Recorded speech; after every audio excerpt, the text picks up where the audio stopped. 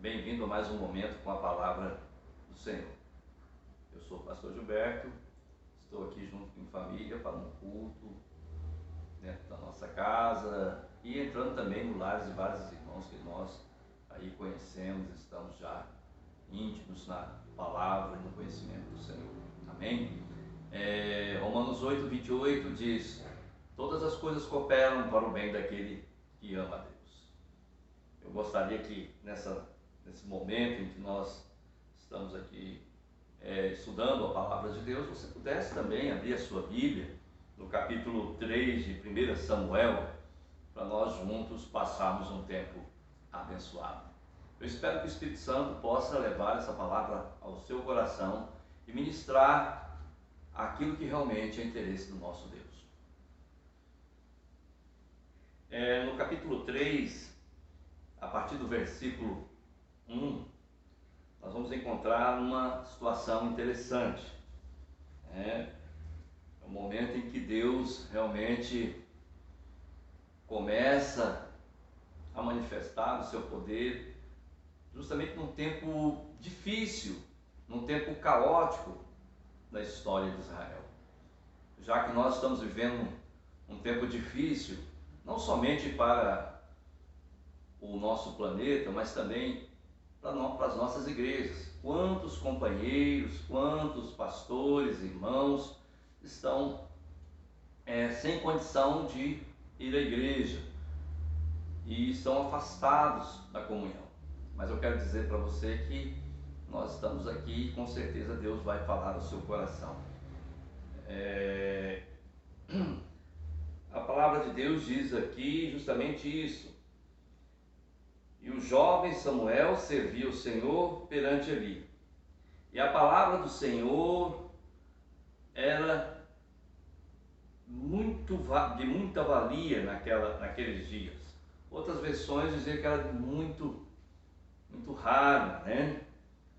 E as visões não eram manifestas.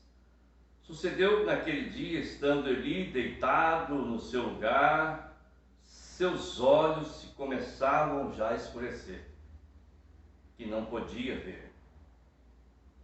E estando também Samuel já deitado, antes que a lâmpada de Deus se apagasse no templo do Senhor, em que estava a arca de Deus, o Senhor chamou a Samuel. Amém? Nós percebemos aqui uma situação interessante. Naquela época, havia um sacerdote, havia um templo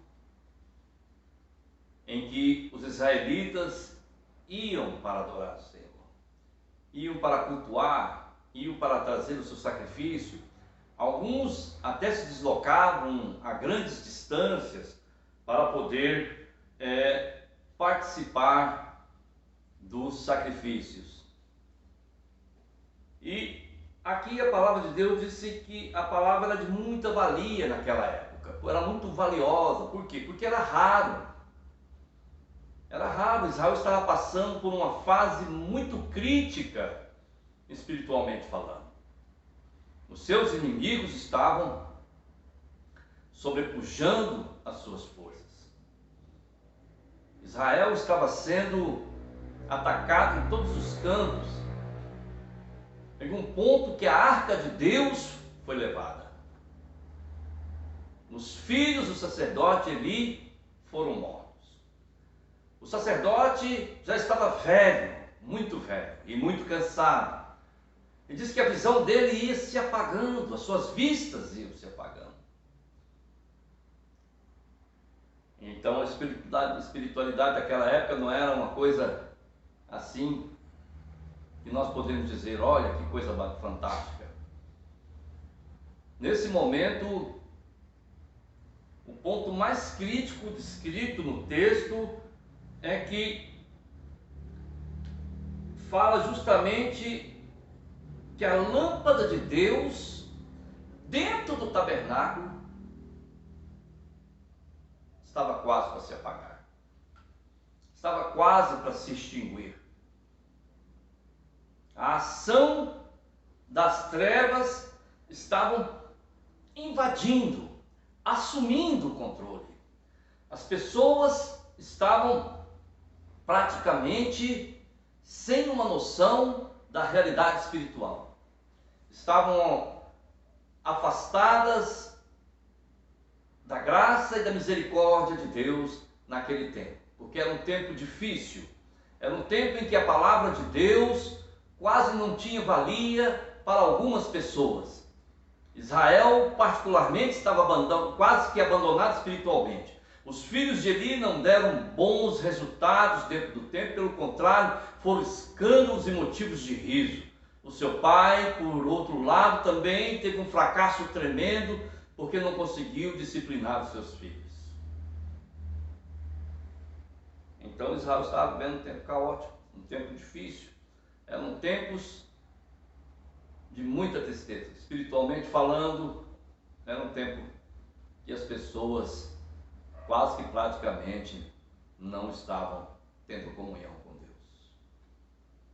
Nós vivemos hoje uma situação aí fora muito complicada. Hoje é complicado você ter comunhão com o irmão, porque nós temos medo, muitas vezes, de sermos contaminados por uma enfermidade. Temos medo da realidade que esse mundo está expressando aí fora. Mas esquecemos de uma coisa: há tantas vidas que precisam receber o Evangelho. Há tantas vidas que precisam de uma palavra.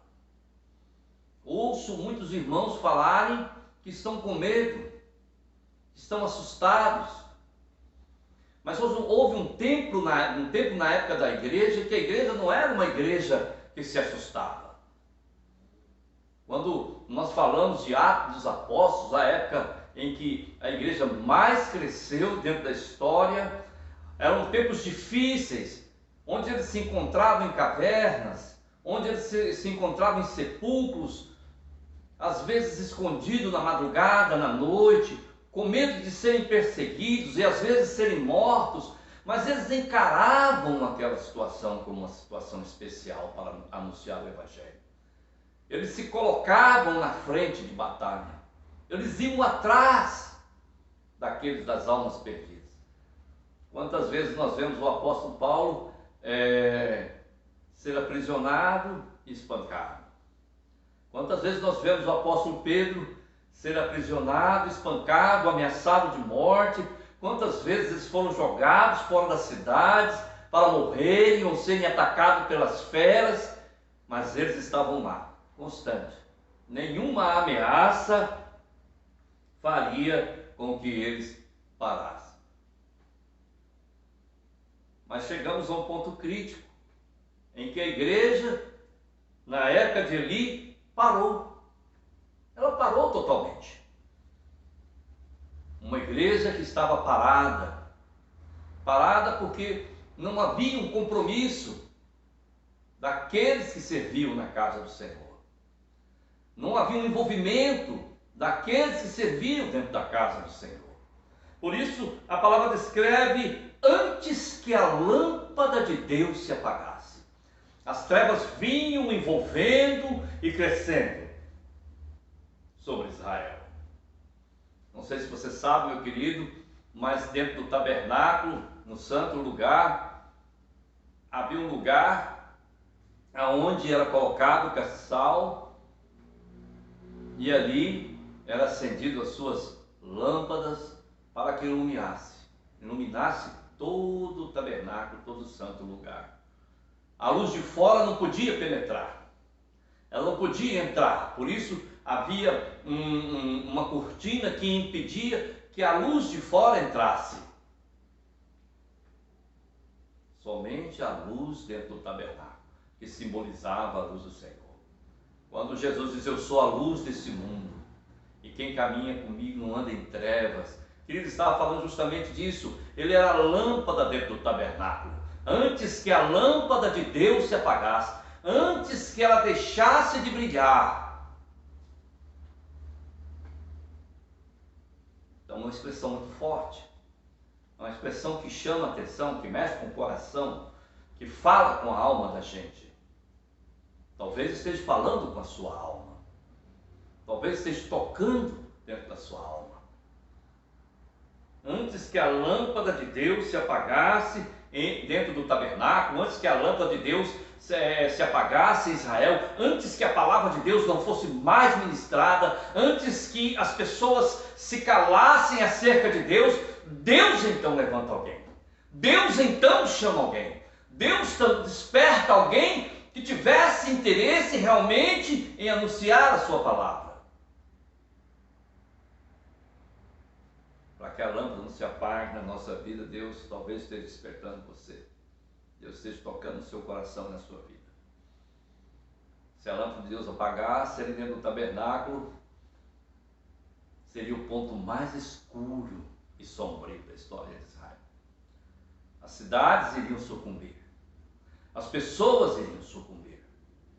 O mal então teria dominado toda aquela cidade ou todo aquele povo. Querido, nós não podemos deixar a lâmpada de Deus se apagar na nossa vida. Nós não podemos deixar que a lâmpada de Deus se apague sobre a nossa cidade, sobre a nossa Cuiabá, sobre o nosso Mato Grosso, sobre o nosso Brasil, sobre a vida dos nossos familiares. Nós não podemos deixar que o brilho de Deus deixe de ser refletido nos nossos rostos, assim como foi no rosto de Moisés. Amado, você tem uma importante tarefa. Não é porque nós vamos ser pegos uma ou duas vezes, ou apanharmos, ou vamos ser jogados fora da cidade, como foram os apóstolos, nós não vamos deixar de anunciar, nós vamos deixar de estar enviando mensagens, nós vamos deixar de pregar nos nossos encontros com amigos, na padaria, no supermercado, ou no nosso trabalho, onde quer que seja, ou talvez no nosso próprio lar, com o nosso próprio celular, anunciando e transmitindo a mensagem de Deus. Nós não vamos deixar que as trevas envolvam dentro do tabernáculo que é a nossa vida, que é o nosso templo, o templo de Deus. Nós não vamos deixar que as trevas envolvam outros tabernáculos, mas nós vamos incendiar. O povo de Deus foi chamado para isso, para brilhar, para incendiar, para trazer uma nova mensagem de salvação e de transformação, para que a nossa cidade, o nosso povo, possa receber a graça e a misericórdia de Deus e volte a brilhar. Querido, que Deus possa falar no seu coração, que Deus possa transformar a sua vida e fazer da sua vida uma tocha incandescente, trazendo luz àquele que precisa de luz.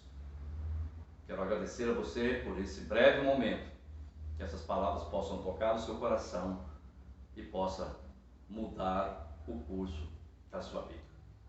Eu sou o pastor Gilberto.